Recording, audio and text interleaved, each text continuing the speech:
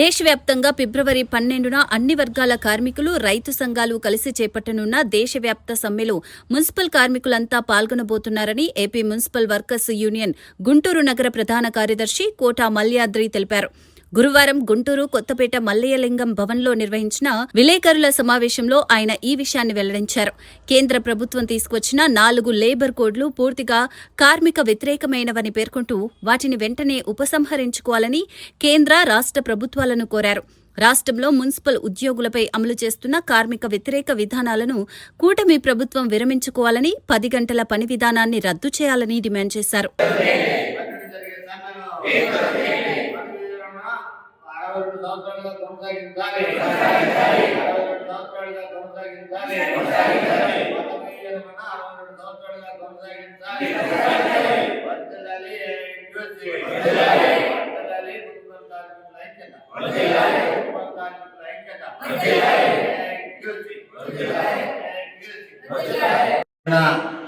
దేశవ్యాప్తంగా కార్మిక సమ్మె జరగబోతా ఉంది. ఆ సమ్మెలో మున్సిపల్ కార్మికులంతా కూడా పాల్గొనబోతా ఉన్నారు. దానికి సంబంధించినటువంటి సమ్మె నోటీస్ కూడా కమిషనర్ గారికి, అశోక్ గారికి ఇవ్వడం జరిగింది. దాంట్లో భాగంగా ఏదైతే రాష్ట్ర వ్యాప్త సమస్యలే కాకుండా ఈ నగరానికి సంబంధించి మత్తర్లకు సంబంధించి రోడ్డు మీద మత్తలు వేస్తా ఉన్నారు. గతంలో లాగా సచివాలయం వద్ద కాకుండా పాత మత్తర్ ఆఫీస్ దగ్గరే మత్తలు వేయాలని కోరుతా ఉన్నాం. అట్లాగే బదిలీ కార్మికులకు సంబంధించి రెగ్యులర్ కార్మికులుగా కొనసాగించాలని, ఆ ఖాళీల్లో ఉన్నాయి కాబట్టి ఆ ఖాళీల్లో వాళ్ళని అడ్జస్ట్ చేయాలని కోరుతా ఉన్నాం. అట్లాగే మరి పర్మనెంట్ కార్మికులకి 62 వయసుగా నిర్ధారణ జరుగుతూ ఉంది. కానీ ఆఫ్ క్లాస్ కార్మికులు మాత్రం 62 ఉన్నదాన్ని 60గా చేశారు.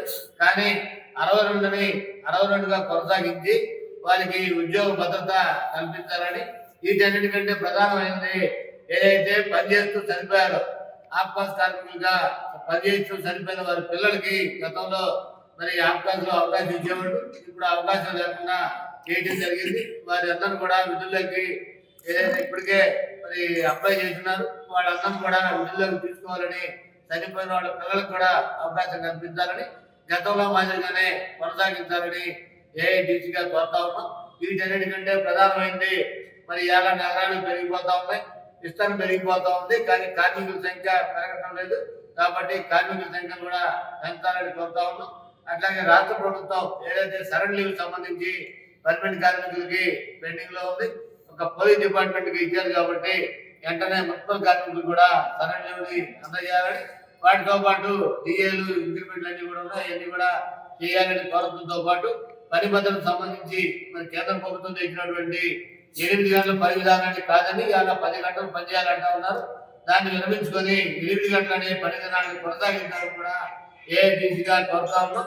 వీటన్నిటికంటే ప్రధానంగా ఈ రోజున్న పరిస్థితుల్లో సామాన్లు కూడా ఏదైతే మరి పరికరాలు మరి అరాకొర ఉన్నాయి, పరికరాలు కూడా ఇవ్వాలని, అట్లాగే పర్మనెంట్ కార్మికులకు సంబంధించి బట్టలు, సబ్బులు, చెప్పులు, కుట్టుకూలి ఇవన్నీ కూడా ఉన్నాయి.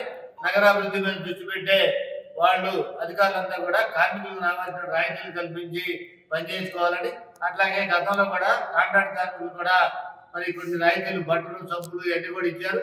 ఆ నూనెలు కూడా ఇవన్నీ కూడా ఆప్కాస్ వర్కర్లు కూడా ఇవ్వాలని జరుగుతాయి.